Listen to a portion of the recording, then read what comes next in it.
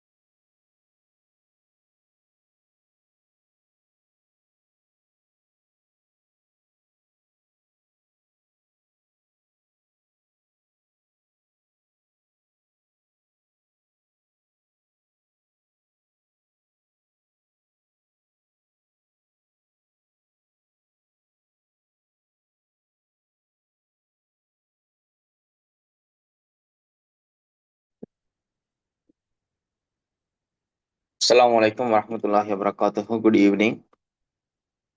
Sound screen எல்லாருக்கும் கிளியரா இருக்குதா? On sir. Okay right. நேற்று நாம 10வது கேள்வி வரைக்கும் பார்த்திருந்தோம். Okay okay right. அப்ப இன்னைக்கு 11வது கேள்வியிலிருந்து ஸ்டார்ட் பண்ணுவோம். சரியா? டோட்டலா 40 கேள்விகள் இருக்கு. 1 வீக்குக்குள்ள, அதாவது 3 டேஸுக்குள்ள இந்த பேப்பரை கம்ப்ளீட் பண்ணுவோம். டோட்டலா 40 கொஸ்டின்ஸ். ஃபர்ஸ்ட் டியூஸ்டே 10 கேள்விகள் பார்த்தோம். இன்னைக்கு வெனிஸ்டே 15 கேள்விகள் பார்ப்போம். நாளைக்கு ஒரு 15 கேள்விகள் பார்ப்போம். சரியா? அப்ப டோட்டலா 40 கேள்விகள் பார்க்கலாம். இந்த 40 கேள்விகள் முடிய உங்களுக்கு இந்த யூனிட் 1க்குள்ள ஏதேனும் டவுட்ஸ்கள் இருந்துச்சுன்னு சொன்னாலும் கேளுங்க, நான் அதை எக்ஸ்பிளைன் பண்ணி கிளியர் பண்ணி விடுறேன். சரியா? ரைட். 11வது கேள்வி கவனிச்சுக்கொள்ளுங்க. அரசியல் விஞ்ஞானம் என்பது ரைட். அரசியல் விஞ்ஞான சப்ஜெக்ட் ரிலேட்டடான ஒரு கேள்வி உண்டு. கூற்று ஒரு சமூக விஞ்ஞானம் ஆகும். சரியா இல்லையா?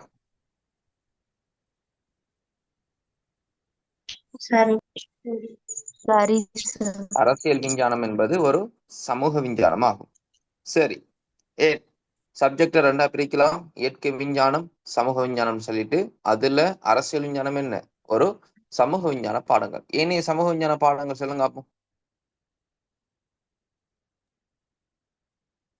ஜியோகிராஃபி. Okay, geography. வேற சமூகவியல், சட்டவியல். Very good. சரியா? புவியியல், சமூகவியல், சட்டவியல், தத்துவவியல், உளவியல், வரலாறு, மானுடவியல், இறையியல், இப்படியான பாடங்கள் எல்லாத்தையும் சமூக விஞ்ஞான பாடங்கள் சொல்லி அடையாளப்படுத்தலாம். சமூக விஞ்ஞான பாடம் சொல்லக்குள்ள என்ன அப்படின்டா சொல்லுங்க. அப்ப யாராச்சும் தெரியுமா? சமூக விஞ்ஞான பாடம்டா என்ன? மனித நடத்தையையும் சமூகத்துல நடக்கிற அரசியல் நடத்தைகள் ஆய்வு செய்யுது. சமூக விஞ்ஞான பாடம். அடுத்து வந்துட்டு இயற்கை விஞ்ஞான பாடம்.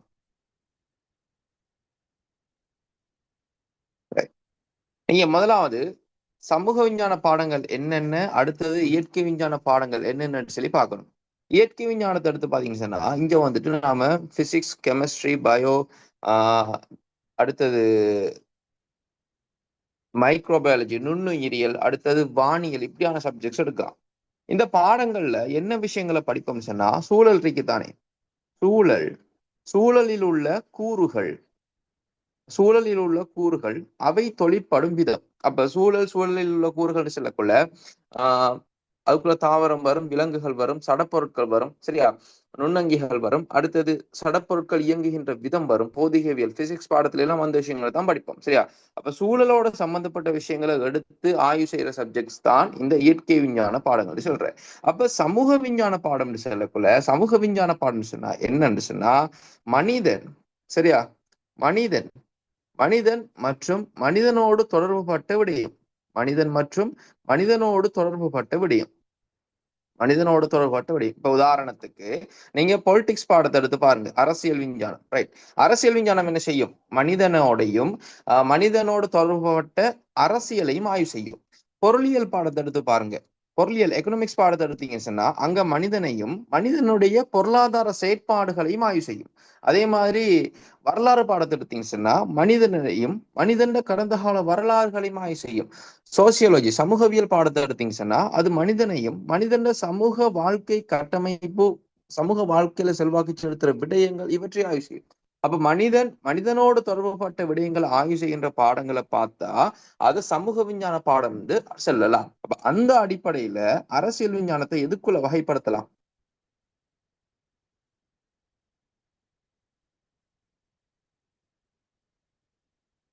அரசியல் விஞ்ஞானத்தை எதற்குள்ள வகைப்படுத்தலாம்?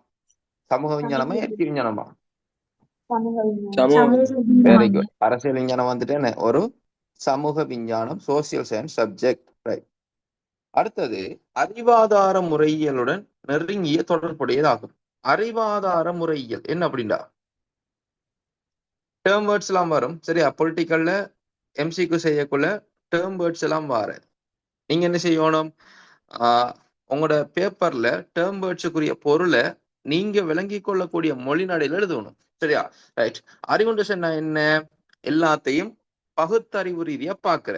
சரியா? எல்லாத்தையும் பகுத்தறிவு பூர்வமாக பாக்குற. ஆதாரம்டா என்ன? ஆதாரம் சொன்னா என்ன? ப்ரூஃப். சரியா? இப்ப விஞ்ஞானிகள் எந்த ஒரு விஷயத்தையும் ஆதாரம் இல்லாம ஒத்துக்கொள்ள மாட்டாங்க. ரைட்டா? ஆதாரம் இல்லாம ஒத்துக்கொள்ள மாட்டாங்க. அப்ப பகுத்தறிவு ரீதியாக சிந்தித்து ஆதாரங்களோட முடிவுகளுக்கு வாரதைத்தான் சொல்றது அறிவாதார முறையியல். இந்த அறிவாதார முறையியல் வந்துட்டு எங்க பாடத்துல செல்வாக்கு செலுத்தும்? சமூக விஞ்ஞான பாடங்கள்ல செல்வாக்கு செலுத்துமா? இயற்கை விஞ்ஞான பாடங்கள்ல செல்வாக்கு செலுத்துமா? இயற்கை விஞ்ஞானம். இயற்கை விஞ்ஞானம். சரியா? என்ன? அறிவாதார முறையியல் வந்துட்டு இயற்கை விஞ்ஞான பாடங்கள்ல தான் செல்வாக்கு செலுத்தும். சோ அரசியல் விஞ்ஞானத்துல இந்த அறிவாதார முறையியல் வந்துட்டு நெருங்கிய தொடர்பாக இருக்காது. நெருங்கிய தொடர்புடையதாக இருக்காது. விளங்கிட்ட எல்லாருக்கும்?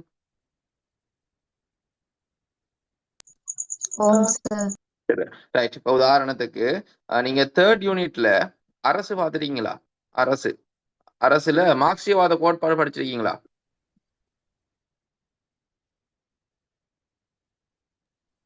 மார்க்சியவாத கோட்பாடு படிச்சிட்டீங்களா?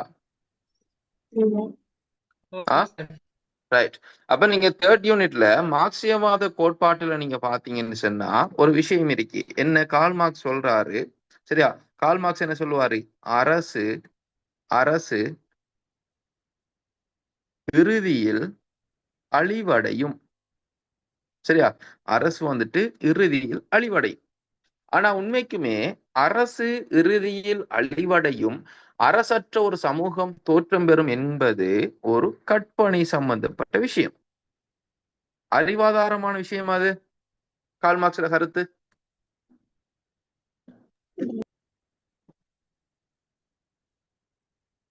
கார்ல் மார்க்ஸினுடைய அரசு இறுதியில் அழிவடையும்ங்கிறது கற்பனை சம்பந்தப்பட்டது. சரியா? நம்முடைய ஸ்டூடெண்ட்ஸ் விளங்குதா உங்களுக்கு நான் விளங்கப்படுத்துறது?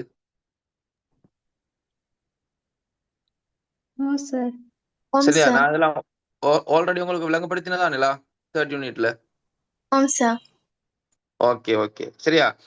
கவனிங்க பிள்ளைகள், என்னன்னு சொன்னா கார்ல் மார்க்ஸ் வந்துட்டு மார்க்சியவாத கோட்பாடை முன் வைக்காரு. இப்ப மார்க்சியவாத கோட்பாடெல்லாம் நான் இவனை கதைக்கிறதுக்கு டைம் இல்லையே. சரியா? 15 கேள்வி பார்க்கணும்னு சொன்னா அதை பார்த்துட்டு போகணும். சரியா? மார்க்சியவாத கோட்பாட்டுல என்ன சொல்றாருன்னு சொன்னா அரசுகள் அழிவடையும் சொல்லி சொல்றாரு. சரியா? முதலாவது முதலாளித்துவத்துக்கு எதிரான தொழிலாளர் வர்க்க புரட்சி இடம்பெறும். தொழிலாளர் வர்க்க புரட்சி இடம்பெற்று பாட்டாளி வர்க்கம், தொழிலாள தலைவர்கள் என்ன செய்வாங்க? ஆட்சியை கைப்பற்றுவாங்க. அதுக்கு பிறகு சம உடைமைவாத அரசு உருவாகும். சம உடைமைவாத அரசு உருவாகி தொழிலாளர்கள வாழ்க்கையெல்லாம் மேம்படும். முதலாளிகள் எல்லாம் அழிக்கப்படுவார்கள். அனைவரும் சமமாகுவார்கள். அதன் பிறகு அனைவரும் சமம் என்கின்ற நிலை வந்தவுடனே வர்க்கங்கள் இருக்காது. வர்க்கம் இல்லாது போனால் அரசுக்குரிய தேவை இருக்காது. அரசுக்குரிய தேவை இல்லாட்டி அரசு இறுதியில் அழிந்து விடும். இது கார்ல் மார்க்ஸோட கருத்து. கார்ல் மார்க்ஸ் சொன்ன மாதிரி சம உடைமைவாத அரசு வந்துட்டு உருவாகி விட்டது. சரியா? சம உடைமைவாத அரசு உருவாகி விட்டது. எங்க? 1917ஆம் ஆண்டு ரஷ்யாவில் உருவாகி இருக்கு. ரஷ்ய புரட்சி மூலமாக ரஷ்யா ஒரு சம உடைமைவாத அரசு. 1949ஆம் ஆண்டு சீனா ஒரு சம உடைமைவாத அரசாக உருவாகியது. 1959ஆம் ஆண்டு கியூபா ஒரு சம உடைமைவாத அரசாக உருவாகி இருக்கு. 2026 பெச்சாக்கள் இதெல்லாம் படிச்சிருக்கீங்களா? 2026 நான் சொல்ற விஷயம், கதைக்கிற விஷயங்கள்லாம் படிச்சிருக்கீங்களா? சரியா? ரைட். கொஞ்சம் டவுட்ஸ் இருந்தா கேளுங்க. சரியா? ரைட். அப்படி கார்ல் மார்க்ஸ் சொன்ன மாதிரி சம உடைமைவாத அரசு உருவாகிவிட்டது. ஆனா அவர் சொன்ன அரசற்ற சமூகம் வந்துட்டு உருவாகவில்லை. அது உருவாகவும் மாட்டு. சரியா? அப்ப என்ன நடக்குதுன்னு சொன்னா கார்ல் மார்க்ஸ் சொன்ன அரசற்ற சமூகம் என்கின்ற ஒரு கோட்பாடு எப்படிப்பட்டது? கற்பனை சார்ந்தது. கற்பனை சார்ந்தது. இது அறிவாதாரம் இல்லாதது. சரியா? பகுத்தறிவு ரீதியான சாத்தியப்பாடு இல்லாதது. இப்ப பேயிருக்கு, இப்ப பேயிருக்குன்னு சொல்றது எப்படி ஒரு கற்பனையான ஒரு விஷயமா இருக்குதோ அது மாதிரியான ஒரு விஷயம் தான் கார்ல் மார்க்ஸோட கருத்து. ஆனாலும் கார்ல் மார்க்ஸ என்னன்னு சொல்றாங்க? அரசியல் தத்துவ ஞானி, சரியா, 2000 ஆண்டின் சிறந்த சிந்தனையாளர்னு சொல்லி கார்ல் மார்க்ஸை சொல்றாங்க.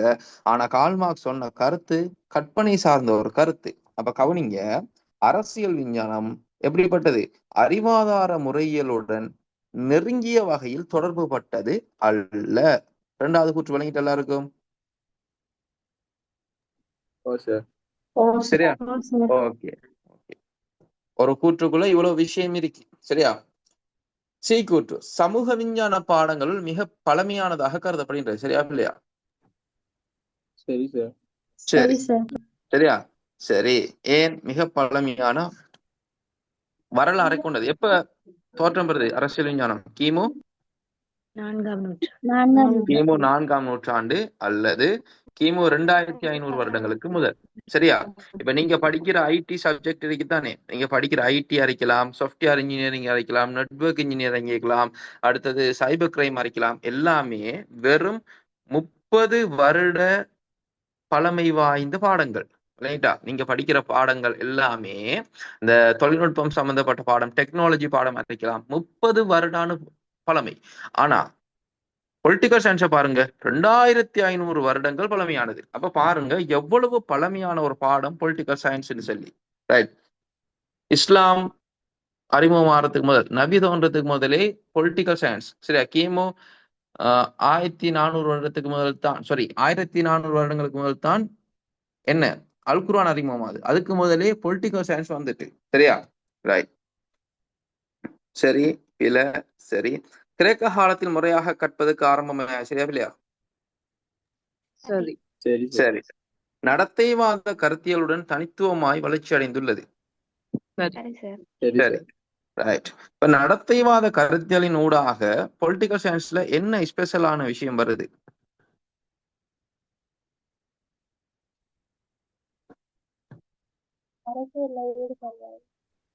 ம்? சரியா? என்னண்டா 1930களுக்கு பிறகு 1930களுக்கு பிறகு அமெரிக்க அரசியல் விஞ்ஞானிகள் மனிதனுடைய அரசியல் நடத்தைகளை ஆய்வு செய்யறாங்க. மனிதனுடைய அரசியல் நடத்தைகளை ஆய்வு செய்கின்றனர். 2026க்கு பேப்பர் கிளாஸ் போகும் தானே? பேப்பர் கிளாஸ்ல நான் உங்களுக்கு தியரி ஃபுல்லா விளங்கப்படுத்துவேன். சரியா? தியரி விளங்கப்படுத்துவேன். அந்த தியரி பகுதிகள்ல இதெல்லாம் சொல்லி தருவேன். அப்படின்னா என்ன, அரசியல் நடத்த என்ன, எப்படி அந்த ஆய்வுகள் நடந்துச்சு, எல்லாமே சொல்லி தருவேன். சரியா? இப்ப நான் ஷோர்ட்டா இந்த கிளாஸுக்கு, இந்த யூனிட்டுக்கு தேவையான விஷயத்தோட மட்டும் கொண்டு போறேன். ரைட்? 1930க்கு பிறகு அரசியல் ஆய்வாளர்கள் அரசியல் நடத்தைகளை ஆய்வு செய்யறாங்க.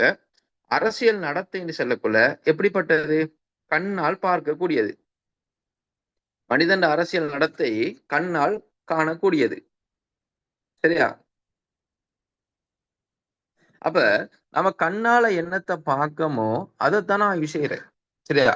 உதாரணத்துக்கு பெண்களுக்கு அரசியல்ல ஈடுபாடு இருக்கா இல்லையாண்டு எப்படி முடிவு எடுக்கிற? பெண்கள் எலெக்ஷன் ஓட்டு போட வாராங்களா, எலெக்ஷன் கேட்காங்களா, கட்சி கூட்டங்களுக்கு வாராங்களா, பொறுப்புகள்ல இருக்காங்களான்னு சொல்லி கண்ணால பார்த்துதான் முடிவு எடுக்கிற. சரியா? அதே மாதிரி நிறைய விஷயம் இருக்கு. சரி, அரசியல் ஆர்வம் எந்த அளவுக்கு இருக்கு, அரசியல் நடத்தை எந்த அளவுக்கு இருக்கு, அப்ப எல்லாமே கண்ணால பார்த்து நாம முடிவெடுக்கலாம். அப்ப கண்ணால பார்த்து முடிவெடுக்கக்குள்ள அனைத்துமே ஆதாரபூர்வமாக நிறுவப்படும். நல்லா கவனிக்கணும். இப்ப கண்ணால பார்த்து தான் ஒவ்வொரு விஷயத்தையும் முடிவுக்கு வரக்குள்ள எல்லாத்தையும் ஆதாரபூர்வமாக நிறுவித்தான் முடிவுக்கு வருவாங்க. இல்லையா? இப்ப ஒரு 100 பேர் இருக்கிற இடத்துல 10 பெண்கள் தான் வாக்களிக்க வாராங்க. அப்ப என்ன நடக்கும்? இங்க பெண்கள் அரசியல் பங்கு பற்றல் குறைவுன்னு சொல்லி முடிவுக்கு வரலாம். அதே இடத்துல 85 பெண்கள் வாக்களிக்க வாராங்க. அப்ப என்ன செய்யலாம்? பெண்களின் அரசியல் பங்கு பற்றல் அதிகம், பெண்கள் அரசியல் ஆர்வம் மிக்கவர்கள் என்று சொல்லி நாம் என்ன செய்யலாம்? முடிவுக்கு வரலாம். சோ ஆதாரபூர்வமாக முடிவுக்கு வரேன். ஆதாரபூர்வமாக முடிவுக்கு வரேன்னு சொன்னா நமக்கு என்ன தேவை? ஆதாரம் தேவை. ஆதாரம் தேவைன்னு சொன்னா என்ன செய்யணும்? நாம ஆய்வு செய்யணும்.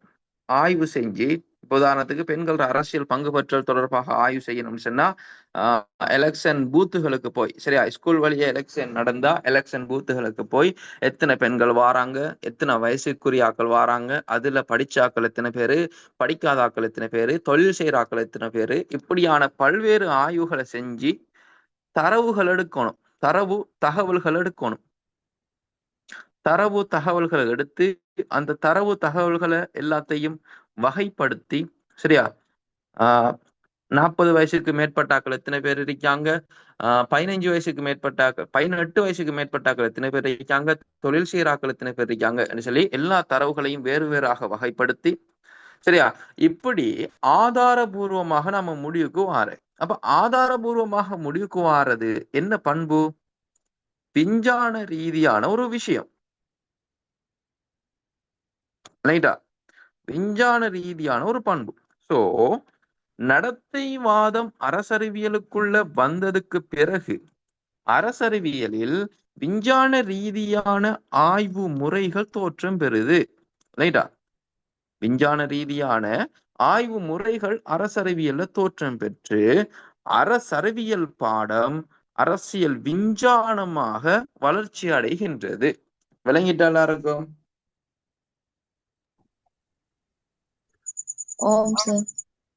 சரியா? சோ நடத்தைவாத கருத்தியலுடன் தனித்துவமாக வளர்ச்சி அடைந்துள்ளது. சரி சரி பிழை சரி சரி சரி. ஆன்சர் என்ன வரும் 11ஆம் கேள்விக்கு? மூணாவது. ரைட். இந்த ஃபர்ஸ்ட் டைம் பேப்பர் செய்யறதாலதான் ஒவ்வொரு கூற்றுகளையும் நான் டீப்பா உங்களுக்கு விளங்கப்படுத்துறேன். சரியா? இதுக்கு பிறகு நாம் அடுத்தடுத்த கேள்விகள் செய்யக்குள்ள, அதாவது 2வது பேப்பர் 3வது பேப்பர் அப்படி நாம ஒரு 200 300, சரியா, ஒரு 200 அல்லது 300 கேள்விகள்னு சொல்லி செஞ்சுட்டு போகக்குள்ள திருப்பி நாம என்ன செய்ய தேவையில்ல, ஒவ்வொரு கூற்றுகளையும் டீப்பா பார்க்க தேவையில்ல, சும்மா வாசிச்சு விடையே மார்க் பண்ணிட்டு போகலாம். ஃபர்ஸ்ட் டைம்லதுக்காக தான் நான் ஒவ்வொரு கூற்றுகளையுமே திருப்பி திருப்பி விளங்கப்படுத்துறேன். என்ன ரீசன் சொன்னா இந்த கூற்றுகள் எல்லாம் திருப்பி திருப்பி உங்களோட பேப்பர்ல வரப்போகுது. சரியா? இப்ப புதுசா போடுறலையே அதே கூற்றுகள் அதே விஷயங்களைத்தான் வசனங்களை மாத்தி சொற்களை மாத்தி, சரியா, போடுவாங்க, ஓர்டரை மாத்தி போடுவாங்க. சோ நாம பேசிக்கான ஒவ்வொரு கூற்றுகளுக்கும் விளக்கத்தை கண்டுபிடிச்சிட்டோம் சொன்னா அதுக்கப்புறம் எல்லா கூற்றுகளையும் ஈஸியா செஞ்சுட்டு போகலாம். ரைட். அப்ப 11ஆம் கேள்விக்கு ஆன்சர் வந்துட்டு 3வது ஆன்சர். ரைட். 12ஆம் கேள்விக்குள்ள போவோம். அரசியல் விஞ்ஞான கற்கையானது.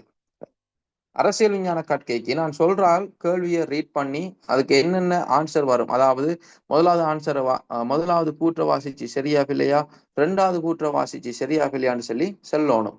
சரியா? நான் சொல்றாள் யாருன்னு சொன்னா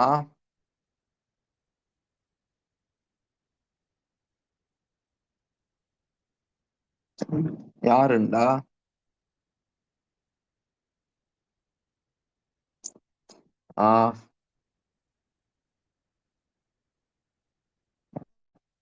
அஸ்கியான்னு சொல்லி ஒரு நேம் ஒன்று இருக்கு.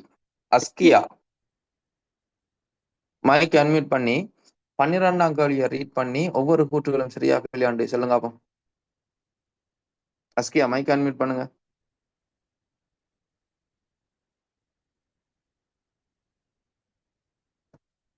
சவுண்ட் விளங்குதா அஸ்கியா? ஹேண்ட் ரைஸ் பண்ணுங்க. சவுண்ட் விளங்க அவங்களுக்கு. மைக் அன்மியூட் பண்ணி பேசுங்க. ஒன்று பயப்பட தேவையில்ல. அரசியல் விஞ்ஞான கற்கையானது தேர்தல் ஒன்றின் போது வாக்குகளை எவ்வாறு துஷ்பிரயோகம் செய்வது என்பது தொடர்பாக கற்பதற்கு உதவுகிறது. சரியா இல்லையா?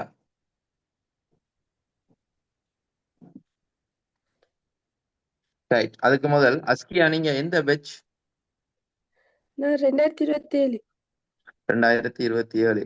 ஃபர்ஸ்ட் யூனிட் படிச்சிட்டீங்களா? ஓ. ஓகே. இதுக்கு முதல்ல எக்ஸாம்ஸ் என்ன சரி செஞ்சிருக்கீங்களா? இல்ல. இல்ல. ரைட். சரி, முதலாவது கூற்று சரியா இல்லையா சொல்லுங்க.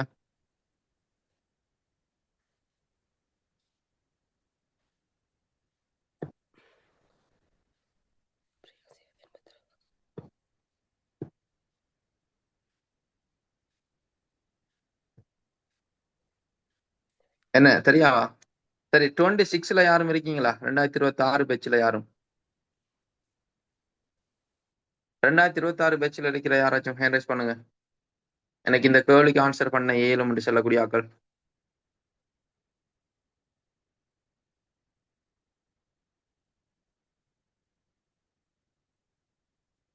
2026 பேட்ச்ல இந்த கேள்விக்கு எனக்கு ஆன்சர் பண்ண இயலும் என்று சொல்லக்கூடிய ஒரு ஆள் ஹேண்ட் ரைஸ் பண்ணுங்க. ஈஸியான கேள்வி, சரியா? நல்ல ஈஸியான ஒரு கேள்வி. ஹார்டான கேள்வி எல்லாம் இல்லை, ஈஸியான கேள்விதான். எங்க 50 55 பேர் இருக்கீங்க, ஒருத்தருக்கு மேல விட சொல்றதுக்கு. சரி சரி, ஓகே, சொல்லுங்க. ஃபர்ஸ்ட் கூற்று வந்துட்டு சரியா இல்லையா? அஸ்கியா இல்ல கொமனா கேட்கன். ஃபர்ஸ்ட் கூற்று சரியா இல்லையா? இல்ல சார். என்ன ரீசன்?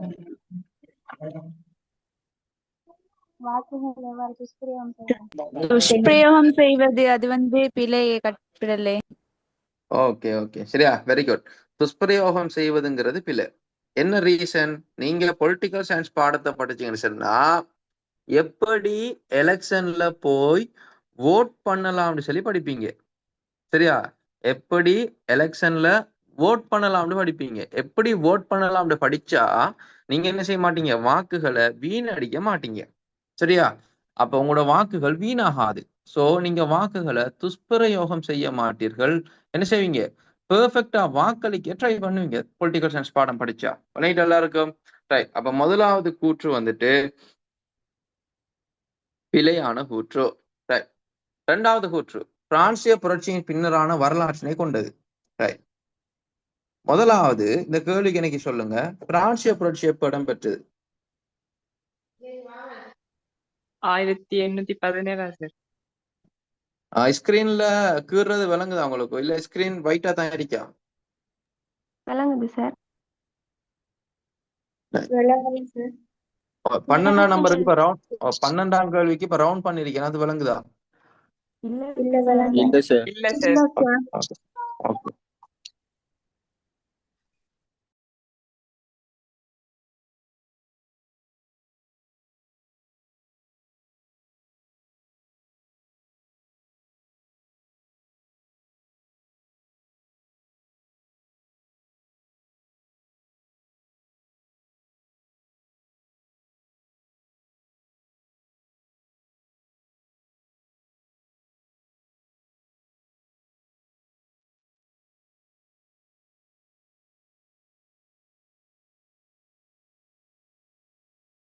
ரைட்,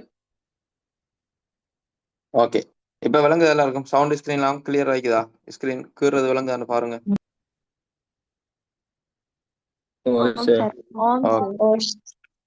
ரைட், இப்ப கவனிங்க, சரியா? ஓகே. பிரான்சிய புரட்சியின் பின்னரான வரலாற்றினை கொண்டது அரசியல் விஞ்ஞான கற்கை. ரைட். பிரான்சிய புரட்சி எப்ப இடம்பெறுது? 1787. வெரி குட், சரியா? 1787ஆம் ஆண்டு பிரான்சிய புரட்சி இடம்பெறுது. அப்ப பிரான்சிய புரட்சியின் பின்னரான வரலாற்றினை கொண்டதுங்கிறது சரியா இல்லையா? இல்ல சார். பிழை, சரியா? பிழை. ரைட். அப்ப அடுத்தது தத்துவார்த்த பரிசீலனைகளுடன் மட்டுப்படுத்தப்பட்டுள்ளது.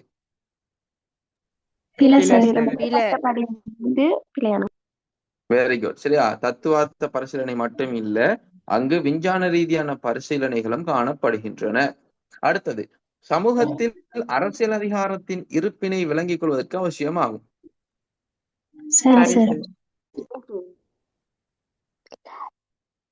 சரி சார்.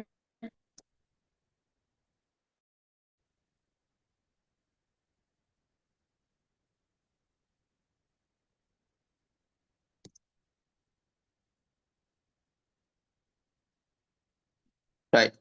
அப்ப அரசியல் விஞ்ஞான கற்கை படிச்சாதான் சமூகத்தில் அரசியல் அதிகாரத்தின் இருப்பினை விளங்கிக் கொள்வதற்கு அவசியமாகும். ரைட். இப்ப நீங்க கேளுங்க, சமூகத்தின் அரசியல் அதிகாரத்தின் இருப்புன்னா என்ன? யாருக்கும் தெரியுமா?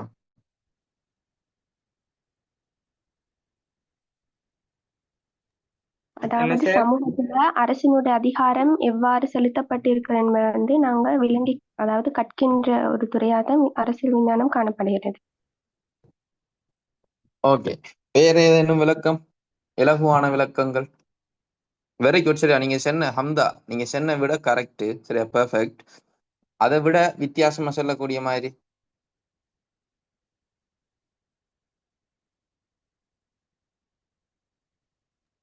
நாட்டில அரசியல் அதிகாரம் எவ்வாறு இடம்பெறுகிறது என்பது பற்றி கற்கிற அரசியல் விஞ்ஞானம்.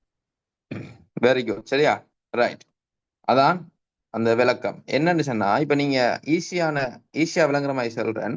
இப்ப நீங்க சமூகத்தை எடுத்தீங்கன்னு சொன்னா, உங்களோட சமூகத்துல அரசியல் அதிகாரத்தை எடுத்து பாத்தீங்கன்னு சொன்னா, சமூகத்துல முதலாவது பாருங்க அரசியல் நிறுவனங்கள் எடுங்க. சரியா, சமூகத்துல காணப்படுகின்ற அரசியல் நிறுவனங்கள் எடுங்க. அரசியல் நிறுவனங்கள் என்ன? உதாரணமாக உங்களோட பாடசாலை. ரைட், பாடசாலைன்னு சொன்னா பாடசாலைக்கு யாரு தலைவர்னு சொல்லி கேட்டா அதிபர். அப்ப அதிபருக்குன்னு சொல்லி ஒரு பவர் ஒன்று இருக்கு.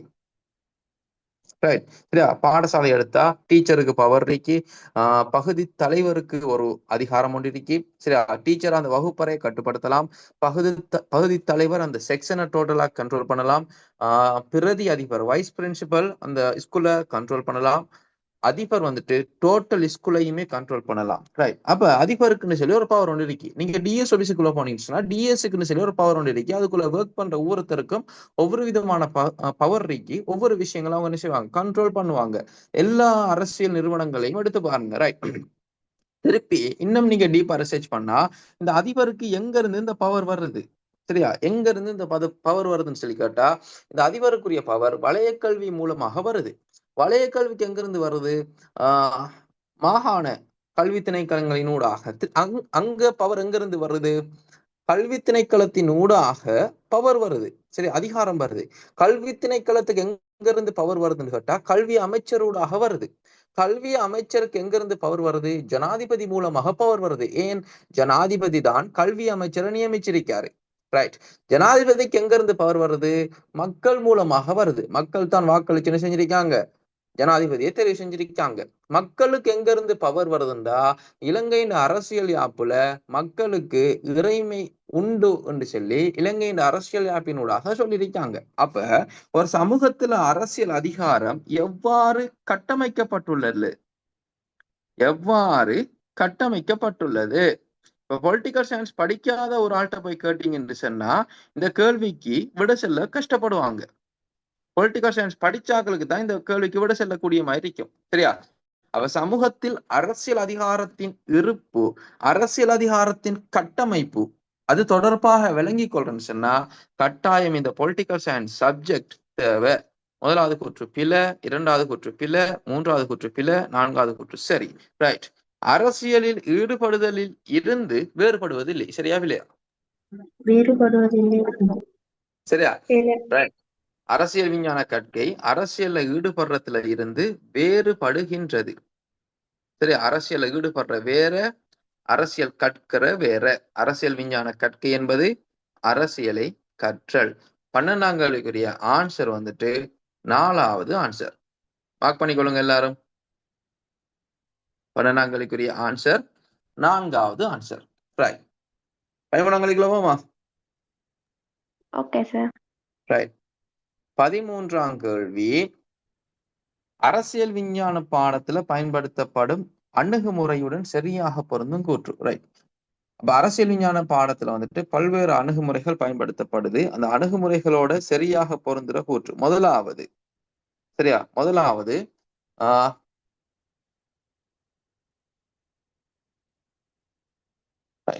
முதலாவது வந்துட்டு தத்துவார்த்த அணுகுமுறை. ரைட், அந்த கூற்று சரியா இல்லையா? தத்துவார்த்த அணுகுமுறையும் அதுக்கு பின்னுக்கு இருக்கிற வசனமும் ஒன்றோடு ஒன்று தொடர்பட்டதா? சரியா இல்லையா?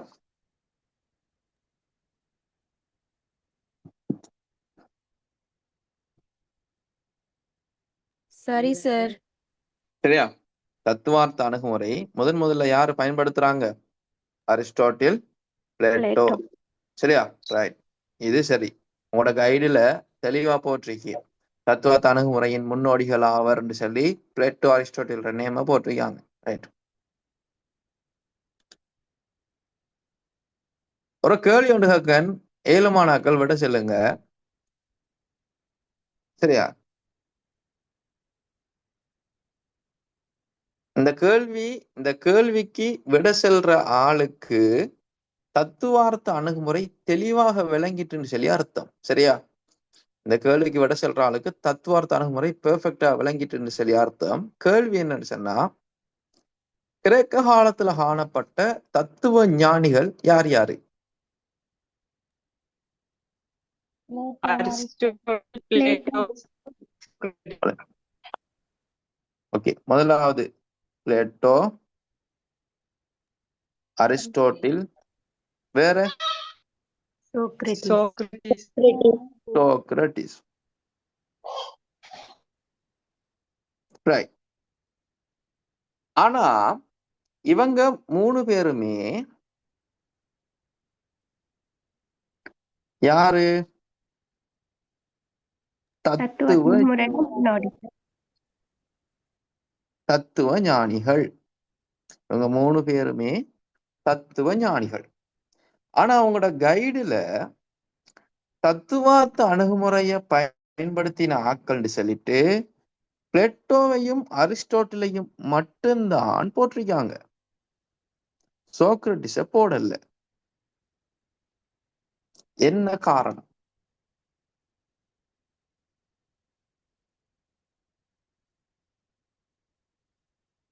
ரைட். அதுக்கு முதல் இன்னும் கேட்க, ஏன் இவங்க தத்துவ ஞானிகள் அழைக்கப்படுறாங்க?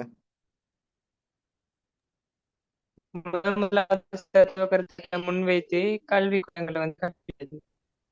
சரியா? திருப்பி ஒருக்கா சொல்லுங்க. முதல்ல வந்து அரசியல் தத்துவ கருத்துக்களை முன்வைத்து அவங்களோட கல்விக்கூடங்கள்ல வந்து கற்பித்தது. இப்ப கல்விக்கூடங்கள்ல கற்பிக்கிறதால தத்துவ ஞானி என்று சொல்ல இயலாவே. நல்லா கவனிங்க. கல்விக்கூடங்கள்ல போறங்க நம்பிக்கை. சரியா? கல்விக்கூடங்கள்ல கற்பிக்கிறதால தத்துவ ஞானின்னு சொல்லலாமா? அப்ப நான் என்ன செய்யறேன்? உங்களுக்கு படிப்பிக்கும் தானே. நான் தத்துவ ஞானியா?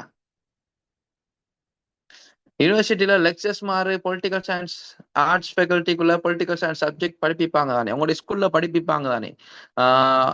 அதே மாதிரி மாஸ்டர் டிகிரி, அதே மாதிரி எம்ஃபில் டிகிரிக்கெல்லாம் போகல, அங்கேயும் ப்ரொஃபசர் மாறு லெக்சர்ஸ் மாறு படிப்பிப்பாங்க தானே. அப்ப அவங்க எல்லாம் தத்துவ ஞானிடா சொல்ற.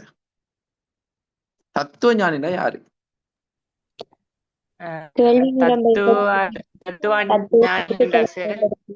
படிப்பிக்கிறேன். விளங்கல. ஒரு விடயத்தை கேள்வி நிரம்பல், அதாவது செவி வழியாக பயன்படுத்துறது தத்துவ கருத்துக்களின் உண்டாக. செவி வழியாகவா? அப்படின்னா கேள்வி ஞானத்தினூடாக படிப்பிக்கிறேன்.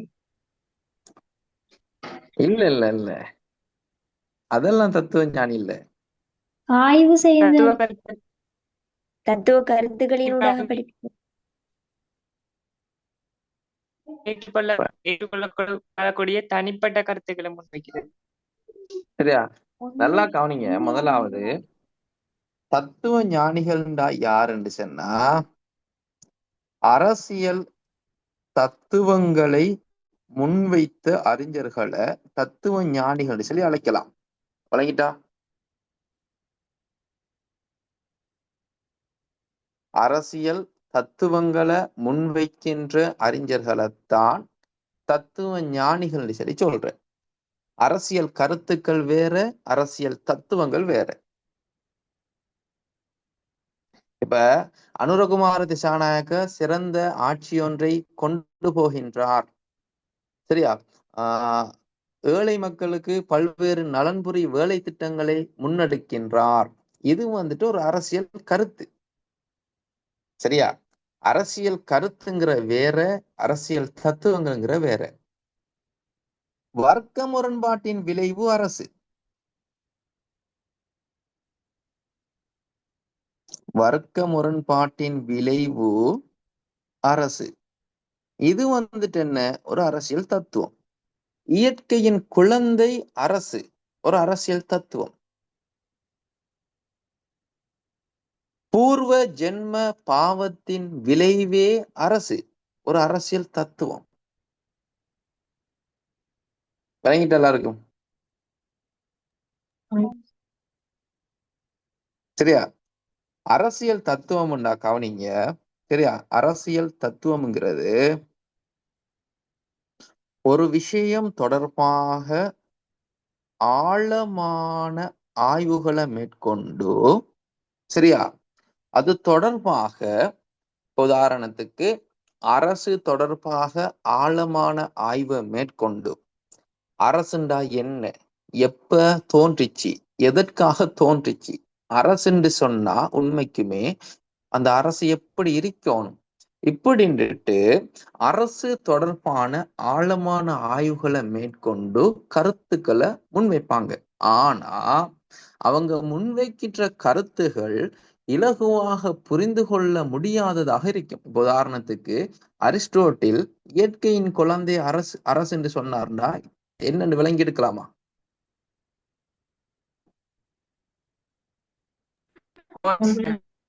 சரியா? இயற்கையின் குழந்தை அரசுண்டா அதுல இருந்து என்னத்தை விளங்கி எடுக்கீங்க? என்ன அப்படின்டா? தோற்றம் பெற்று மக்களால் தோற்றுவிக்கப்பட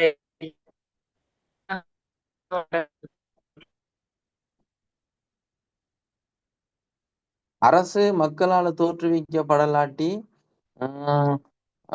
மனித சமூகம் இருந்தா தானே அரசு தோற்றம் பெறும். விளங்குதா? அப்ப எப்படி நீங்க மக்களால தோற்றுவிக்கப்படலன்னு சொல்றீங்க?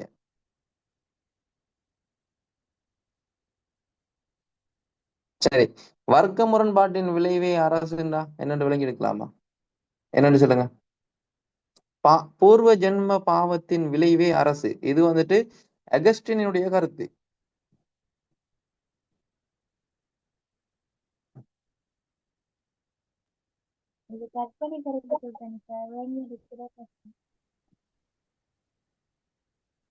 பொலிட்டிக்கல் சயின்ஸ்ல பிள்ளைகள் சரியா நல்லா கவனிச்சு கொள்ளணும்.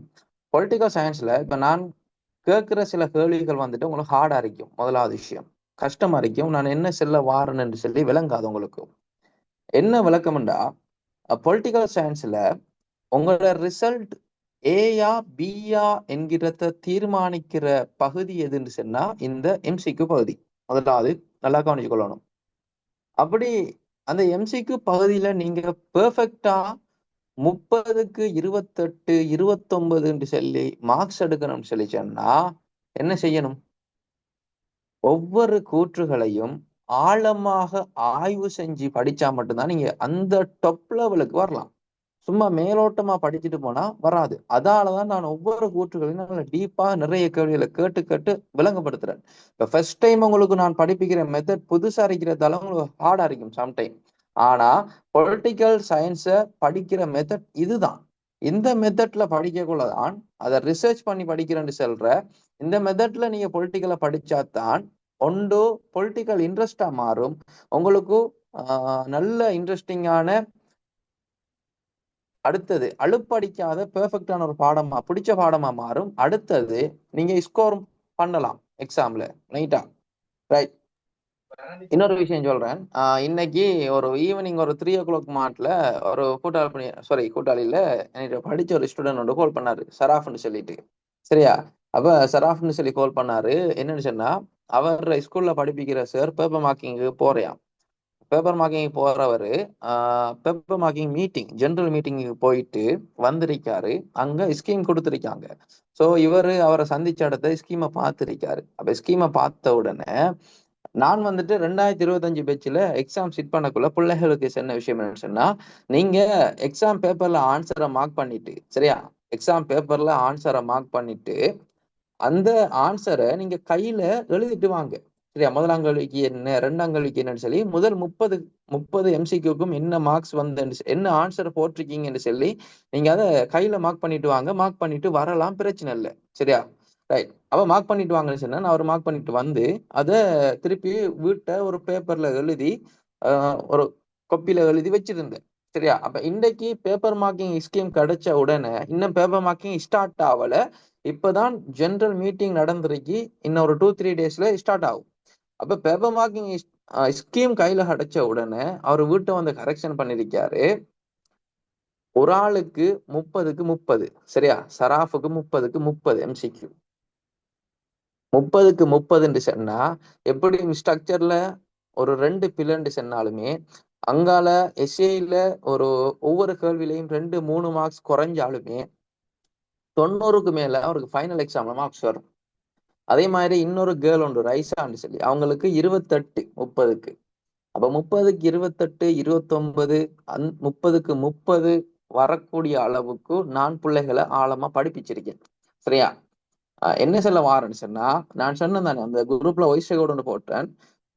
ஆர்ட்ஸ் ஸ்ட்ரீம்ல வந்துட்டு திருப்பி உங்கள்ட்ட சொல்ற விஷயம், நீங்க 3A எடுத்து வேலை இல்லை, சரியா? நீங்க 3A எடுத்து வேலை இல்லை. 1.6 1.7 ஸ்வெட் ஸ்கோர் வந்துட்டு ஆர்ட்ஸ் ஸ்ட்ரீம்ல அவ்வளவுன்னு சொல்லி யூஸ் ஆகாது. நீங்க படிச்சு ரிசல்ட் எடுக்கணும்னு சொன்னா 1.9 1.9 இல்லாட்டி 2.0, சரியா? என்ன ஸ்வெட் ஸ்கோர் எடுக்கணும்?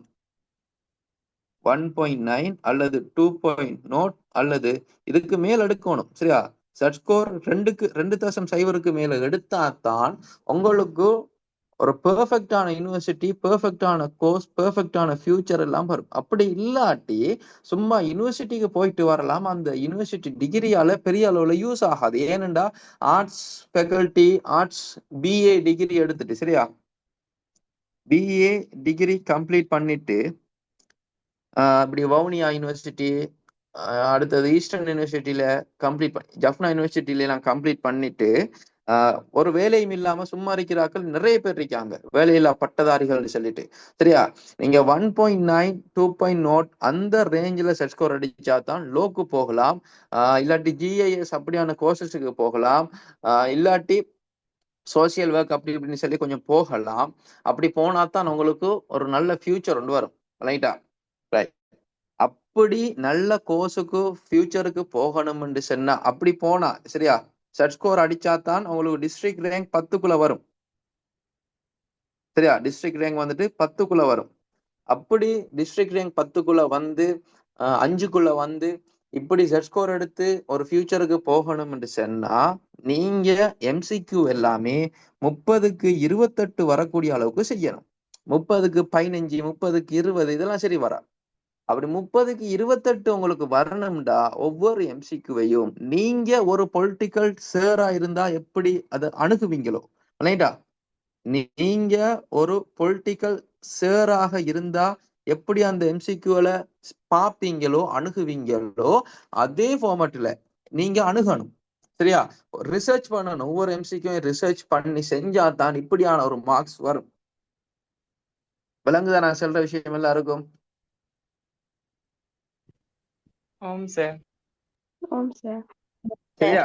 சும்மா பாடமாக்கிட்டு போய், சரியா, பாடமாக்கிட்டு போய் அதுக்குள்ள என்ன விஷயம் இருக்கின்ற தெரியா டியூட்ல இருக்கிறத 2 வருஷம் படிச்சுட்டு ஒன்றும் தெரியாம அங்க போய் எக்ஸாம் எழுதினா உங்களுக்கு 3A ரிசல்ட் வரும்.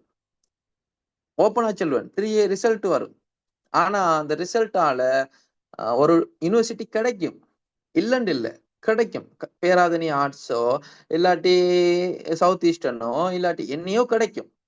ஆனா அந்த கிடைக்கிற கோர்ஸும் டிகிரியும் உங்களுக்கு ஒரு 5 வருஷத்துக்கு பிறகு யூஸ்ஃபுல்லா இருக்குமான்னு கேட்டா இல்ல. ஏன்? உங்களை மாதிரி டிகிரி முடிச்சுட்டு வேலை இல்லாம சுத்திக்கிட்டு இருக்கிற 10,000 15,000 பேரு நாட்டுல இருக்காக, தமிழ் மட்டும். அவ சிங்களாக்கள் எத்தனையோ பேர் இருப்பாங்க, விளங்கிட்டா? சோ பெர்ஃபெக்டான ஆர்ட்ஸ் வந்துட்டு கடும் போட்டி. ஏன்னு சொன்னா எல்லா ஸ்ட்ரீமையும் விட ஆர்ட்ஸ் ஸ்ட்ரீம் தான் கூட காம்படிட்டர்ஸ், நிறைய என்னன்னு சொல்ற எக்ஸாம் செய்யற பிள்ளைகள் ஆர்ட்ஸ் ஸ்ட்ரீம்ல தான் கூட. சோ நீங்க அந்த போட்டிக்குள்ள நீங்க பெர்ஃபெக்ட் ஆகணும்னு சொன்னா நீங்க ஆழமா படிக்கணும், விளங்கிட்டு எல்லாருக்கும்? இப்ப என்ன கேள்விக்கு விட சொல்லுங்க, ஏன் தத்துவார்த்த அணுகுமுறையை பயன்படுத்தி ஆக்களுக்குள்ள, ரைட்? இந்த கேள்விதான். தத்துவ ஞானி வந்துட்டு 1 சோக்ரட்டிஸ், 2 பிளேட்டோ, 3வது அரிஸ்டோட்டில். சோக்ரட்டிஸ்ட மாணவன் பிளேட்டோட மாணவன் அரிஸ்டோட்டில், சரியா? ரைட். தத்துவ ஞானிகள் இவங்க இருந்தாலும் இங்க தத்துவார்த்த அணுகுமுறை பயன்படுத்திய ஆட்கள் என்று சொல்லிட்டு பிளேட்டோவையும் அரிஸ்டோட்டிலையும் மட்டும்தான் சொல்லியிருக்கீங்க. கைடுல போட்டிருக்கி சரியா. தத்துவார்த்த அணுகுமுறையை பயன்படுத்திய ஆட்கள் என்று சொல்லிட்டு பிளேட்டோவையும் அரிஸ்டோட்டிலையும் மட்டும்தான் உங்களோட கைடுல போட்டிருக்காங்க. சோக்ரட்டிஸ போடல. என்ன காரணம்?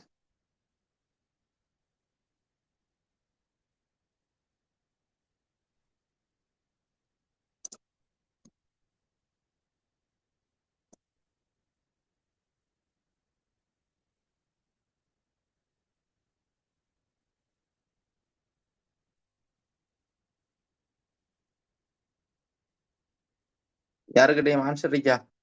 தெரியாண்டு சொல்றாக்கள் தெரியாண்டு டைப் பண்ணுங்க. தெரியாண்டு சார் சொல்றாக்கள் சொல்லுங்க. அவர் அரசியல் பாடத்தை ஆய்வுக்கு பயன்படுத்தல. இல்ல, ஆய்வு செய்யாம எப்படி நீங்க தத்துவ ஞானி என்று சொல்லலாம்? ஆய்வு செஞ்சதாலதானே தத்துவ ஞானி என்று சொல்றோம். சோக்ரட்டிஸ் ஒரு தத்துவ ஞானி, ஆனா அவர் தத்துவார்த்த அணுகுமுறையை பயன்படுத்தல. ஏன் அது? ஒரு அரசியல்வாளராக காணப்படாம இல்லை, பிழையான விடை. வேற வேற பொருத்தமான ஆன்சர் ஒன்று வரணும்.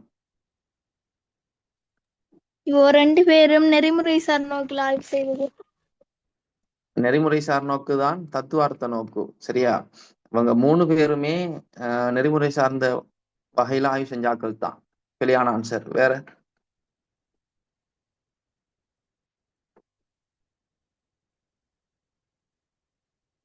இவருடைய தத்துவங்கள் அந்த காலகட்டத்தில் ஏற்றுக்கொள்ளப்படாததால விலங்கல.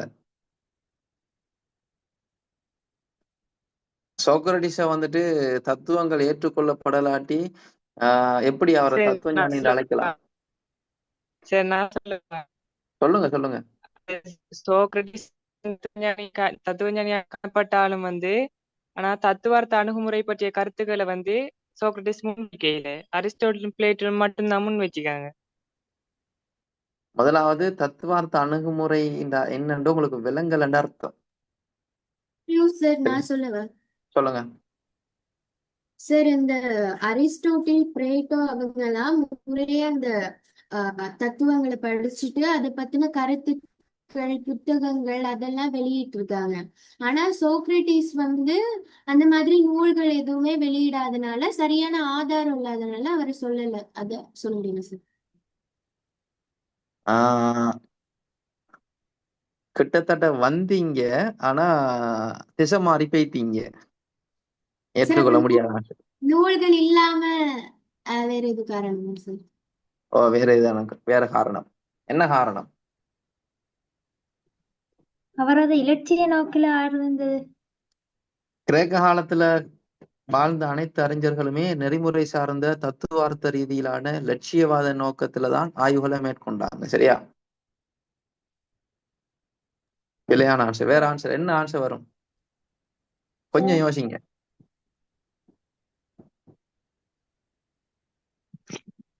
லேசான ஒரு விஷயம் தான். ரைட். தத்துவார்த்த அணுகுமுறை என்ன? சொல்லுங்க. அஞ்சி கற்பனை ஹம்தா சொல்லுங்க. சொல்லுங்க. யதார்த்த நிலை அஞ்சி கற்பனை ஒதுக்கின்ற விடயங்களுக்கு முக்கியத்துவம் அளித்து அவங்களோட கருத்துக்கள் முன்வச்சதுதான் தத்துவார்த்த அணுகுமுறை. சரி, ஓகே ஓகே. தத்துவார்த்த அணுகுமுறை என்ன? வேற ஆன்சர்? அரசியலின் உண்மை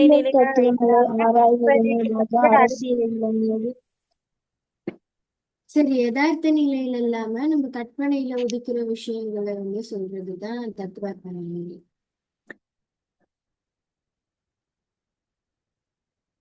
வேற வேற வேற ஆன்சர்.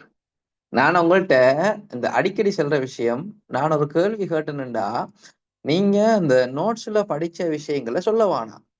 நோட்ஸ்ல படிச்ச வசனங்களை யூஸ் பண்ணி சொல்ல வேணாம். நீங்க அதை எப்படி விளங்கி எடுத்துறீங்க? இப்ப யுகேஷினி, நீங்க யதார்த்த நிலையை அன்றி கற்பனை சார்ந்ததை ஆய்வு செய்யறதுதான் தத்துவார்த்த அணுகுமுறை சொன்னா ஓகே, மார்க்ஸ் வரும். ஆனா யதார்த்தம்டா என்ன, கற்பனைடா என்ன, எப்படி அது கற்பனையில ஆய்வு செய்யற சொல்லுங்க அப்போ. இந்த டவுட் வரலையா உங்களுக்கு அப்ப? அந்த சிந்தனையாளர்களோட உள்ளங்கள்ல உதித்த எண்ணங்களை வைத்து தத்துவ கருத்துக்களை முன்வைக்கிறத வந்து தத்துவார்த்த அணுகுமுறை. சரியா? ரைட், நான் சொல்றேன். தத்துவார்த்த அணுகுமுறை என்கிறது அரசியல் தத்துவங்களை ஆய்வுக்கு உட்படுத்தி அதன் மூலமாக அரசியலை விளங்கிக் கொள்ளும் முறை. விளங்கிட்டா முதலாவது? இதை நான் கொஞ்சம் இதை மட்டும் தான் விளங்கப்படுத்தலாம் போல இருக்கு. 9 மணி ஆகும்போது நான் விளங்கப்படுத்துறதுல அடுத்த கேள்விகளை போயா? விளங்கப்படுத்துவேன். ஓகே, சரியா? ரைட். உங்களுக்கு நான் இத சரியா நான் எடுத்து செல்றேன், விளங்கி கொள்ளுங்க. முதலாவது, அரசறிவியலுக்கான அணுகுமுறை.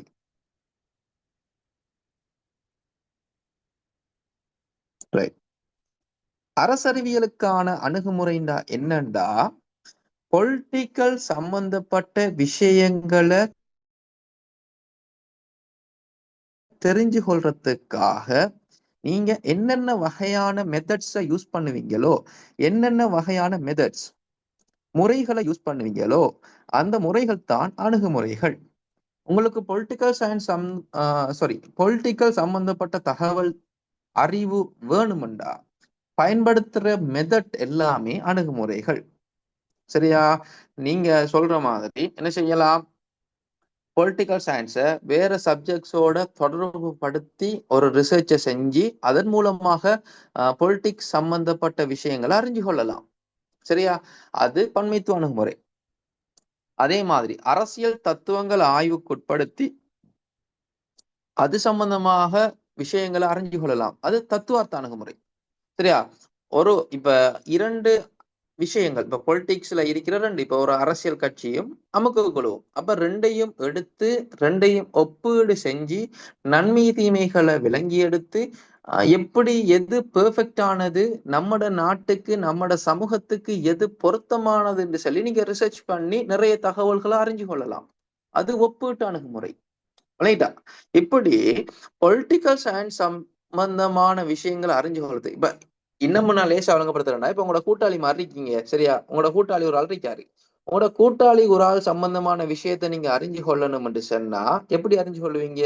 ஒன்று அவர சோசியல் மீடியாவை செக் பண்ணுவீங்க, இல்லாட்டி அவர கூட்டாளிமார்கிட்ட கேட்டு தெரிஞ்சுக்குவீங்க, அப்படியும் இல்லாட்டி அவரோட பழகி பார்ப்பீங்க, அப்படியும் இல்லாட்டி அவர பாஸ்ட பத்தி அவர பாஸ்ட பத்தி ரிசர்ச் பண்ணி பார்ப்பீங்க. இப்படி பல்வேறு வழிமுறைகளை பயன்படுத்தி நீங்க என்ன செய்யலாம், அந்த கூட்டாளி சம்பந்தப்பட்ட தகவலை அறிஞ்சு கொள்ளலாமா இல்லையா?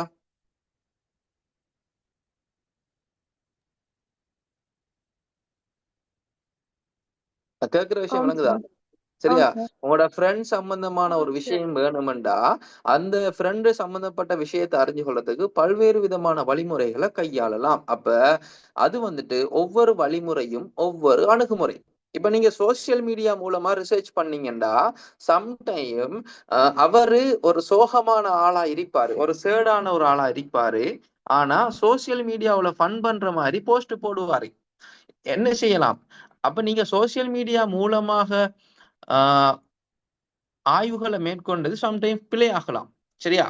அதே மாதிரி தான் அப்ப ஒவ்வொரு வழிமுறைகளின் ஊடாக ஆய்வுகளை மேற்கொள்ற ஆய்வுகளை மேற்கொள்ற வழிமுறைகள்ல குறைகளும் இருக்கும், நன்மைகளும் இருக்கும், தீமைகளும் இருக்கும்.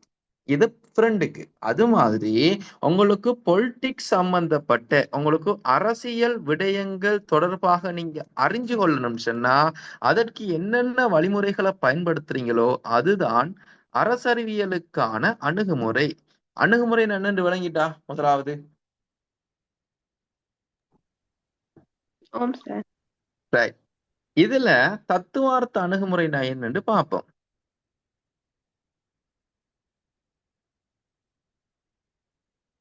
தத்துவார்த்த அணுகுமுறைங்கிறது அரசியல் தத்துவங்களை ஆய்வு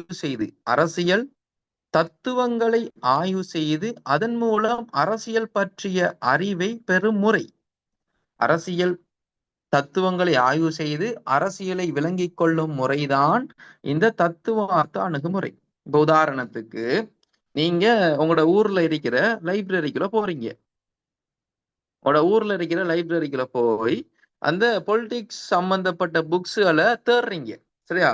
பொலிட்டிக்ஸ் சம்பந்தப்பட்ட புக்ஸ்களை தேடக்குள்ள உங்களோட லைப்ரரி சிவத்துல ஒரு பலகையில இயற்கையின் குழந்தை அரசுன்னு சொல்லி பக்கத்துல அரிஸ்டோட்டில்னு சொல்லி போட்டிருக்காங்க. விளங்கிட்டா நான் சொல்ற விஷயம்?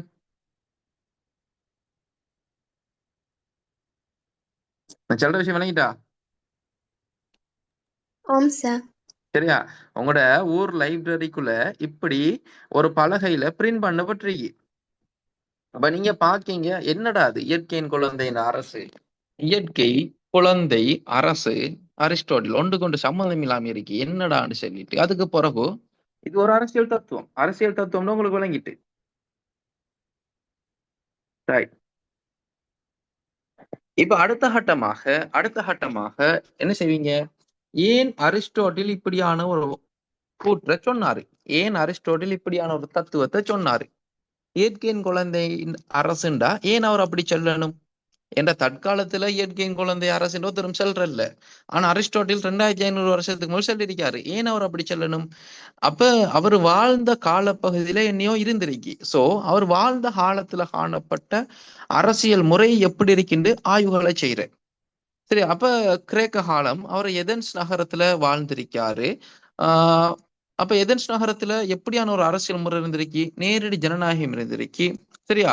மக்கள் நல்ல வாழ்க்கையை வாழ்றாங்க, சந்தோஷமான ஒரு வாழ்க்கையை வாழ்றாங்க. சரியா? அப்ப இயற்கையாகவே அரசுன்ற ஒரு விஷயம், அதாவது மனிதன் குடும்பமாகி அதுக்கு ஒரு சமூகமாகி வரக்குள்ளேயே ஒரு லீடர்ஷிப் ஒன்று தோன்றி ஒரு அரச முறை ஒன்று தோன்றிருக்கு. அந்த காலத்துல இப்படி சந்தோஷமாக வாழ்ந்திருக்காரு. அந்த அரச வந்துட்டு அரிஸ்டோட்டில் ஒரு ஒரு சிறந்த ஒரு நிறுவனமாக பார்க்காரு. அப்ப அந்த காலத்துல அரசு வந்துட்டு ஒரு சிறந்த நிறுவனமாக இருந்திருக்கி, அதனாலதான் ஒரு குழந்தையாக, ஒரு குழந்தைன்னு சொல்லக்குள்ள எப்படி ஒரு அன்பளிப்பு, இயற்கையின் குழந்தை, இயற்கையின் அன்பளிப்பு. அப்ப இயற்கை தந்த ஒரு அன்பளிப்பாக அரச பார்க்காரு அரிஸ்டோட்டில் என்று சொல்லிட்டு நீங்க ரிசர்ச் பண்ணி நிறைய விஷயங்களை கத்துக்கொள்வீங்க. இந்த இடத்துல உங்களுக்கும் இவ்வளவு விஷயங்களும் எதன் மூலமாக தெரிய வந்துச்சுன்னு சொன்னா, அரிஸ்டோட்டில் முன்வைத்த அரசியல் தத்துவத்தின் ஊடாக உங்களுக்கு ஒவ்வொன்றோட தொட்டு போய் கடைசி நிறைய விஷயங்களை கத்துக்கொள்றீங்க. அப்ப பொலிட்டிக்ஸ் சம்பந்தமான நிறைய விஷயங்கள் எதன் மூலமாக உங்களுக்கு கிடைக்கப்பெறுது? அரசியல் தத்துவங்களின் ஊடாக. ரைட். நீங்க அரிஸ்டோட்டில் தொடர்பான ஆய்வுகளை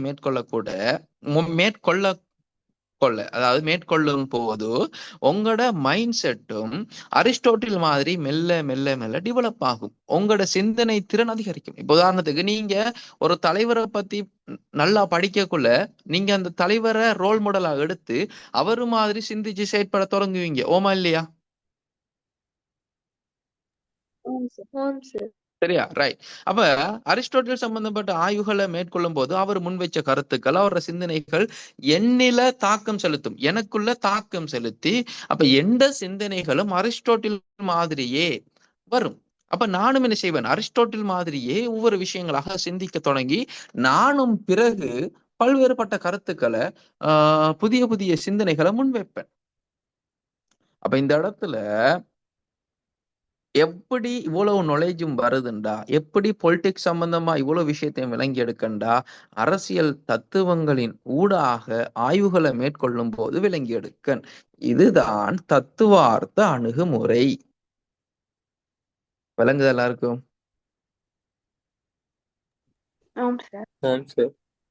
விளங்கிட்ட எல்லாருக்கும்? இதுக்கு முதல் தத்துவார்த்த அணுகுமுறை எனக்கு படிச்சேன்னா நான் கிளியரா இருக்கல்ல இந்த செல்றாக்கள் மைக் அன்மியூட் பண்ணி சொல்லுங்க அப்ப பாப்போம். பாடமாகி தான் படிச்சு வேற ஒன்னும் செய்யலாம. அப்படியா? யாரும் இருக்கீங்களா?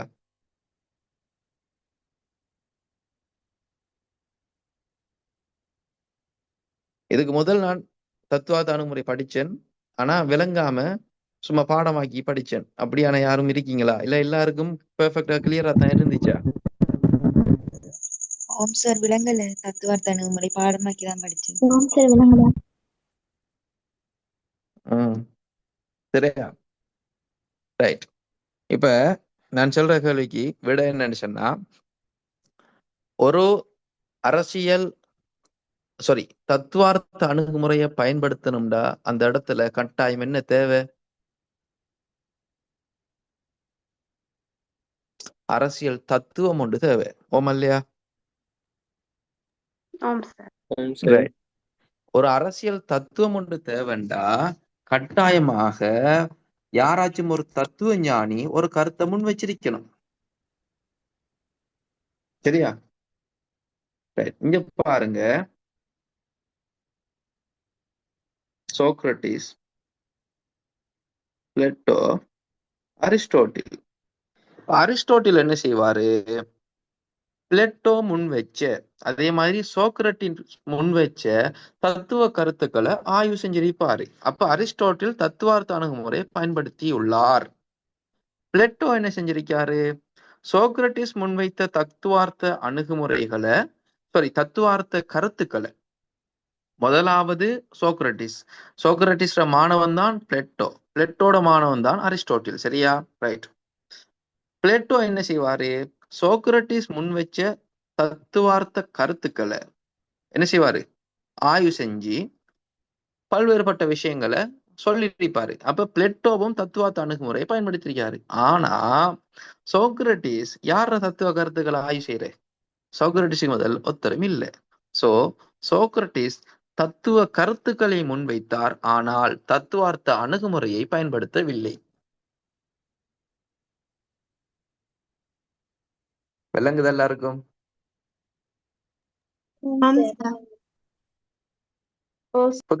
புதுசா இருக்கு அந்த விஷயம். சரியா? சோக்ரட்டிஸ் தத்துவார்த்த அணுகுமுறையை பயன்படுத்துறதுக்கு அந்த இடத்துல எந்த தத்துவ ஞானியும் இல்ல, தத்துவ கருத்துகளும் இல்லை. சரியா? ரைட். அப்ப இதுக்கு அப்புறம் ஒரு ஸ்ட்ரக்சர்ல தத்துவார்த்த அணுகுமுறையை பயன்படுத்தியாக்கள்னு கேட்டா சோக்ரட்டிஸ் எழுதுவீங்களா? இல்ல சார். தத்துவ ஞானின்னு கேட்டா சோக்ரட்டிஸ் எழுதுவீங்களா? அப்ப என்ன வித்தியாசம் விளங்கிட்டா? சரி, ஓகே, ரைட். அப்ப இன்னைக்கு எத்தனை கேள்விகள் பார்த்தோம்? ஒரு கேள்வி, 2 கேள்வி. இந்த கேள்வியை முடிப்போமா? 13ஆம் கேள்வி. சரியா? எப்படி இருக்கு பொலிட்டிக்ஸ் பாடம்? சரியா? ரைட். 12ஆம் கேள்விக்கு ஆன்சர் பண்ணுவோம். தேர்தல் ஒன்றின் போது வாக்குகளை எவ்வாறு துஷ்பிரயோகம் அது பிழையான கூற்று. பிரான்ஸ் புரட்சி பிழையான கூற்று. 13ஆம் கேள்வி. Right, wait. 13ஆம் கேள்வி எல்லாம் 13ஆம் கேள்வி கவனிங்க. அரசியல் விஞ்ஞான பாட ஆய்வுகளுக்கு பயன்படும் அணுகுமுறையுடன் சரியாக பொருந்தும் கூற்று என்னென்ன? சரியா? முதலாவது கூற்று சரி. ஒப்பீட்டு அணுகுமுறை பல்வேறு கலாச்சார மாதிரிகளை ஒப்பிடுகின்றது. சரியா பிள்ளையா? ஏன் பிள்ளை? சமூக கலாச்சார வெரி குட். சரியா? இது கலாச்சார மாதிரிகளை ஒப்பிடாது. என்னத்தை ஒப்பிடும்? அரசியல் மாதிரிகளைத்தான் ஒப்பிடும். ஒப்பிடுதல் என்பது சரி, ஆனா கலாச்சார மாதிரி வந்தது இல்ல. நடத்தைவாத அணுகுமுறை அரசியல் விஞ்ஞான ரீதியாக ஆய்வு செய்வதை நிராகரிக்கின்றது. சரியா இல்லையா? நிராகரிக்கின்றது என்பது பிள்ளை. Very good. பெண்ணியல்வாத அணுகுமுறை பால்நிலை சமத்துவத்தை நிராகரிக்கின்றது.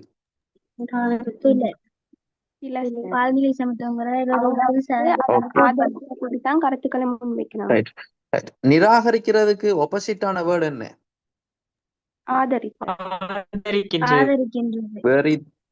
Very good. சரியா? ஆதரித்தல். ரைட். அஸ்கா, உங்களுக்கு டேர்ம் வேர்ட்ஸ் எல்லாம் விளங்குதா? நீங்க O level வரைக்கும் டோட்டலா இங்கிலீஷ் மீடியம் தானேல? இப்ப தமிழ் சொற்களை பிடிச்சு கொள்ளக்கூடிய மாதிரி இருக்கா? அப்படியே உங்களுக்கு என்ன சரி டேர்ம் வேர்ட்ஸ் விளங்கலாட்டி கேளுங்க, அதுக்குரிய அர்த்தத்தை நான் உங்களுக்கு விளங்கப்படுத்துறேன். சரியா? ரைட். அப்ப 4ஆவதும் பிழை. சரி, பன்மைத்துவ அணுகுமுறை மார்க்சியவாதிகளால் பயன்படுத்தப்படும் அணுகுமுறை, அதுவும் பிள்ளை. இப்ப 13ஆம் கேள்விக்கு ஆன்சர் வந்துட்டு முதலாவது ஆன்சர். ரைட். ஓகே, அரசியல் பொருளாதார அணுகுமுறை, அதை நான் விளங்கப்படுத்த போனா எப்படியும் அரமணத்தியாலம் போகும்.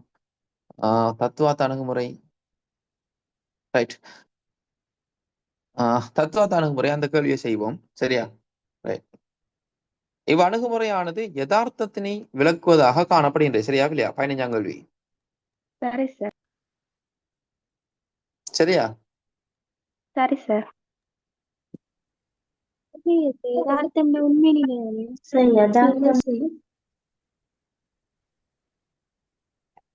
யதார்த்தம்னா என்ன? உண்மையான யதார்த்தம்னா என்ன ஹம்தா? ஓம் சார். யதார்த்த நிலையை அதுல விளக்காதான் தத்துவத்தனம்.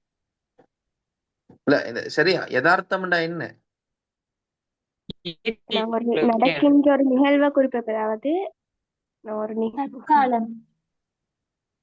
யதார்த்தம்னு சொன்னா நடக்கின்ற நிகழ்வு, ரியாலிட்டி.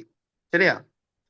ஆனா தத்துவார்த்த அணுகுமுறை நடக்கிற விஷயங்கள் சம்பந்தமா கதைக்குமா, இல்லாட்டி கற்பனை சம்பந்தமா கதைக்குமா? கற்பனை ரீதியான. அப்ப எப்படி அத யதார்த்தம் சரின்னு சொல்லலாம்? சரியா? முதலாவது குற்றப்பிள்ளையான. ஓகே. இனி அப்படி கூட்டுகள் வரக்குள்ள மிஸ்டேக் விட வாங்க. சரியா? முதலாளித்துவ சமூகத்தின் தோற்றத்தினை விளக்குவதாக இவ் அணுகுமுறை பயன்படுத்தப்பட்டது. இது பிள்ளை அரசியல் பொருளாதார அணுகுமுறைக்குள்ள வரும். சமூகவியல், மானுடவியல் என்பன இவ் அணுகுமுறையின் அடிப்படை ஆகும். சரியா பிள்ளை? சரி சார். சரியா? சரியா? சமூகவியல், மானுடவியல் என்பன இவ் அணுகுமுறையின் அடிப்படையாகும்ங்கிறது பிள்ளை. எங்க இது சமூகவியல் அணுகுமுறைக்குள்ளதான் வரும். சரியா? இவ் அணுகுமுறை உயிரியல் விஞ்ஞானத்தில் பயன்படுத்தப்பட்டது. பிழை. முன்கூட்டிய எண்ணம் எனும் அடிப்படையில் ஒழுங்குபடுத்தப்பட்டுள்ளது. சரியா? முன்கூட்டிய எண்ணம். அப்ப ஒரு விஷயம் எவ்வாறு இருக்க வேண்டும் சொல்லி ஆல்ரெடி என்ன செய்வாங்க? கற்பனை செய்வாங்க. எவ்வாறு இருக்க வேண்டும் சொல்லிட்டு ஆல்ரெடி கற்பனை செஞ்சு அது சம்பந்தமாக ஆய்வுகளையும் செய்வாங்க. 5வது கூற்று சரி. 15ஆம் கேள்விக்கு ஆன்சர் அப்ப 5வது. ஹம்தா, நீங்க 26 பேச்சா? ஓம் சார். எத்தனாவது யூனிட் வரைக்கும் கம்ப்ளீட் பண்ணிருக்கீங்க? 8 கிளியர் பண்ணிட்டு 9 தொடங்கிக்கு. ரைட். டேர்ம் மார்க்ஸ் எல்லாம் என்ன மாதிரி? ஃபர்ஸ்ட் டைம் எத்தனை, செகண்ட் டைம் எத்தனை?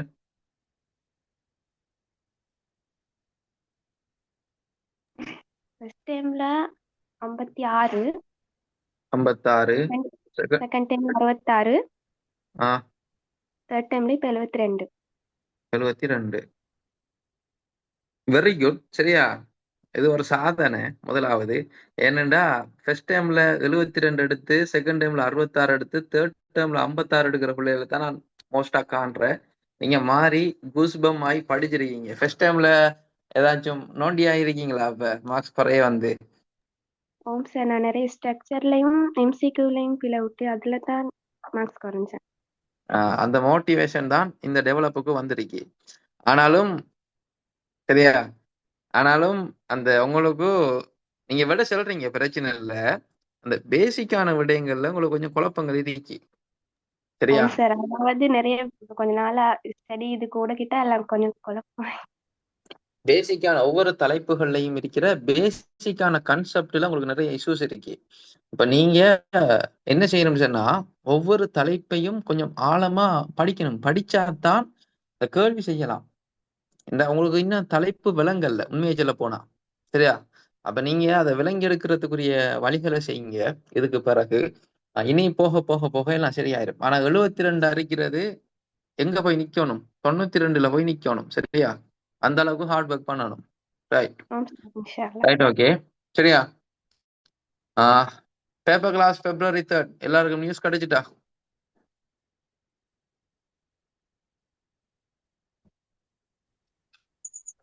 February 3rd paper class start ஆகும். தகவல் கிடைச்சிட்டு எல்லாருக்கும் கிடைச்சி சார். சரியா? அன்சா பொலிட்டிக்கல் குரூப்ல இருக்கீங்க எல்லாரும் ஆம் சார். சரியா? அந்த குரூப்ல நான் அப்டேட் பண்ணுவேன். இன்னைக்கு தான் பேப்பர் கிளாஸ் சம்பந்தப்பட்ட டீட்டெயில்ஸ் எல்லாம் போட்டு வாய்ஸ் ரெக்கார்டுக்கும் போட்டேன். சரியா? வாய்ஸ் ரெக்கார்டிங்கும் போட்டேன் நான். தேவையான டீட்டெயில்ஸ் வந்துச்சுன்னா கேளுங்க. February 3rd paper class start ஆகும். 2026 பேட்சுக்குரிய பேப்பர் கிளாஸ் ஜாயின் பண்றாக்கள் ஜாயின் பண்ணி கொள்ளலாம். ரைட். 9 மணிக்கு முடிக்க வேண்டிய கிளாஸ் 9 ஆயிட்டு 5 கேள்வி தான் பார்த்திருக்கேன், 4 கேள்வி தான் பார்த்திருக்கேன். ரைட். நாளை நாள் வகுப்பு 1 வீக்குக்குள்ள இந்த பேப்பரை கம்ப்ளீட் பண்ணலாம்னு நினைச்சேன். ஆனா 7 போல இருக்கு, 2 வீக்ஸ் ஆகும் போல இருக்கு. ரைட், பிரச்சனை இல்லை, கொண்டு போவோம். ரைட், சரியா? கிளாஸ் என்ன பண்ணிக்கொள்ள நாளைக்கும் 8 மணிக்கு இதே டைமுக்கு கிளாஸ் நடக்கும். நான் ஃப்ரீயா செய்யறேன். சரி, அடுத்த கிழமையில இருந்து அந்த ஃப்ரீ கிளாஸ் நடக்காது. இந்த கிழமை இந்த 3 கிளாஸையும் ஃப்ரீயாவே கொண்டு போறேன். சரியா? கிளாஸ் என்ன பண்ணிக்கொள்ள. அஸ்ஸலாமு அலைக்கும் வரஹ்மத்துல்லாஹி வபரகாத்துஹு. கிளாஸ் என்ன மாதிரி யூஸ்ஃபுல்லா உங்களுக்கு? ரைட். டுடே கிளாஸ் என்ன மாதிரி சொல்லி உங்களோட ஃபீட்பேக்ஸ் எல்லாம் நம்மளோட குரூப்ல ஷேர் பண்ணிக்கொள்ளலாம். ரைட். என்ன சொன்னா மற்ற பிள்ளைகளுக்கும் அது மோட்டிவேஷன் அதிகம், பார்த்துட்டு கிளாஸுக்கு ஜாயின் பண்ணுவாங்க. ஏன்னு சொன்னா நம்மளோட குரூப்ல இருக்காங்க, ஆனா நம்மளோட கிளாஸுக்கு வந்து ஜாயின் பண்ணி நம்மளோட கிளாஸ் எப்படி போகுதுன்னு சொல்லி அட்டன் பண்ண வீதம் குறைய. ஸோ குரூப்ல இருக்கிற ஆட்கள் உங்களோட ஃபீட்பேக்ஸ் எல்லாம் பார்த்துட்டு கிளாஸுக்கு வந்து பார்க்கலாம். ஸோ நீங்க என்ன செய்யுங்க, நம்மளோட கிளாஸ் என்ன மாதிரி இருந்துச்சு, இன்னைக்கு என்ன விஷயங்களை கத்துக்கொண்டீங்க, பொலிட்டிக்ஸ்ல இது வரைக்கும் விளங்கி எடுத்த விஷயம் எப்படி, இன்னைக்கு நீங்க படிச்ச விஷயம் எப்படி, எப்படி கேள்வி செய்யறது, எல்லா விஷயங்களும் உங்களுக்கு நிறைய எக்ஸ்பீரியன்ஸ் வந்திருக்கும் இந்த நாள் கிளாஸ்ல. உங்களோட ஃபீட்பேக்ஸ் எல்லாம் குரூப்ல ஷேர் பண்ணிக்கொள்ளுங்க. அதை பார்த்துட்டு மற்ற பிள்ளைகளும் ஜாயின் பண்ணும். ஃப்ரீ கிளாஸ் தானே, அப்போ மற்ற பிள்ளைகளுக்கும் யூஸ்ஃபுல்லா இருக்கும். ரைட். கிளாஸ் என் பண்ணிக்கொள்ளணும் நான். அஸ்ஸலாமு அலைக்கும் வரஹ்மத்துல்லாஹி வபரகாத்துஹு. Good evening to all. வணக்கம்.